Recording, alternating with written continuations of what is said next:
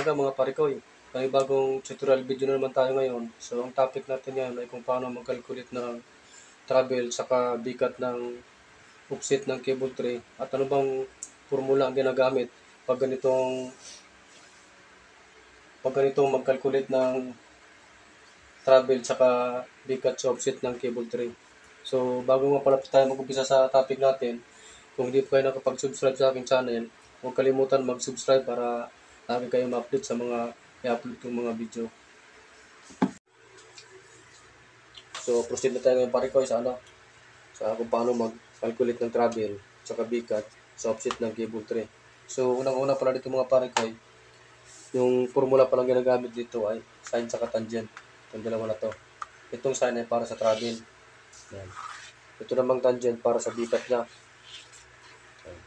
So, bali ang given natin ng sample natin na wireway ay 300 by 100. So, 300 ang lapad niya, 100 yung kapal niya.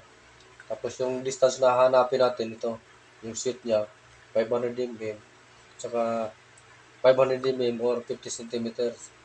Tapos yung given na degree natin ay 30 degrees. Ito, 30 degrees ang given natin. So, bali ito na yung formula niya. Ito. So, una, travel equal set over sine 30 degrees. Ito yung set na to. Ito. Yan set. 30 degrees. Ito yung 20 cup natin. Tapos sunod, travel ulit equals 500 mm. Bali ito na yan. 500 mm sine 30 degrees. Ito. Sine 30 degrees. 30 degrees. So sa ngayon, hahanapin muna natin itong yung sine 30 degrees. So kailangan natin dito ay scientific calculator para maharap natin itong sine 30 degrees. So tiningnan ko na rin to siya sa calculator. Bali ito na yung lumabas yung total niya. Yan, bali yan siya. Sine 30 degrees. Bali pindutin mo lang yung sine saka 30 equals 0.5 na yung labas niyan. Yan. So sa ngayon, kita na natin yung yung sine 30 degrees. Bali ito na siya, 0.5. Gawin lang natin ito, divide lang natin sa 500. Yan.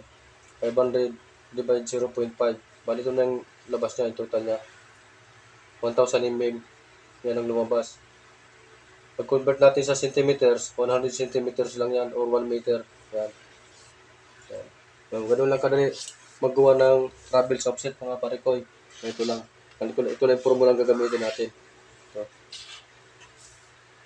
So sa ngayon, nakita na natin itong nahanap na natin yung travel niya.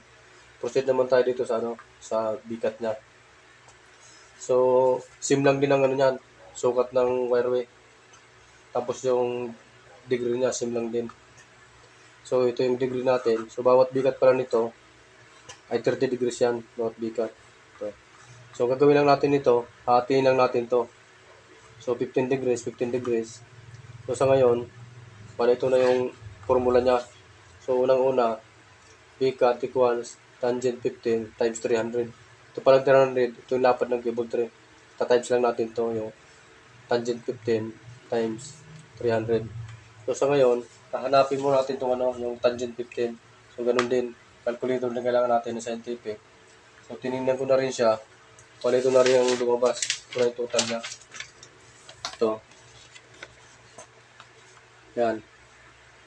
Tangent 15 equals 0.267 949 192 431 saka 12. Ano yung lumabas niya. So, ang kailangan lang natin dito, 4 digit lang, yung 0.267 yan ang kailangan natin. So, bali ito na siya. Ano yan. So, gawin lang natin ito. Times natin sa 300, yung 0.267 times 300. So, bali ito na yung lumabas niya. 80.1. 80.1 lang yung total niya. So, bawat 15 degrees dito, ang hati nito ay 80.1. Yan. Pareha sila sa kabilaan, 80.1. So, ang gawin lang natin yan, yung 80.1, ta-times 2 lang natin. Bakit natin times 2? Kasi natin ito 15 degrees, 15 degrees. So, ang total yan, bali ito na yan. Hindi mo rin pwede i-directa lang siya na 30 sa tangent 30 degrees. Kasi ibang result yan. Magkakamali na tayo niya. Kailangan natin to. Kasi ang bigat kasi nito, kasi ang buong bigat nito ay 30 degrees. So, bali hatiin lang natin yan. Huwag natin idirekta ng tangent 30 degrees. So, ganun lang pag-compute ito. So, bali ito na siya. Pag tinimes natin itong 80.1 times 2, bali ito na yung labas niyan. 160.2 mm or 16.2 cm. Yun ang total bikat natin. So, kaya sa bawat bikat na to, meron siyang 16.2 cm. Ganun din sa kabila, 16.2 cm. So, pagsukat pala ng travel nito pare ko, halimbawa, nakuha na natin tong sukat niya, 16.2. Dito pala tayo mag-uumpisa ng sukat ng travel niya. Ito na yung 1,000 mm. Bale, dito na yan. Ito, simula rito, saka dito, 1,000 mm. Ganun din sa kabila niya, kailangan magpares ang sukat niya. Kung sukat mo sa taas, kailangan pares dito. Kasi pag di magkaparesan, sasala ka na yan. Mali na yung, bikat mo. So, dito ka pala mag-umpisa. Hindi dito sa kabila, saka sa gitna. Hindi rin dyan. Kasi, kukulangin ka ng yan. Kukulangin yung travel mo yan. So, dito ka mag-umpisa sa kabila. Dyan. Pati sa ilalim, ganun din yan. Kaya, pares ang sukat niya kung ano sa itaas.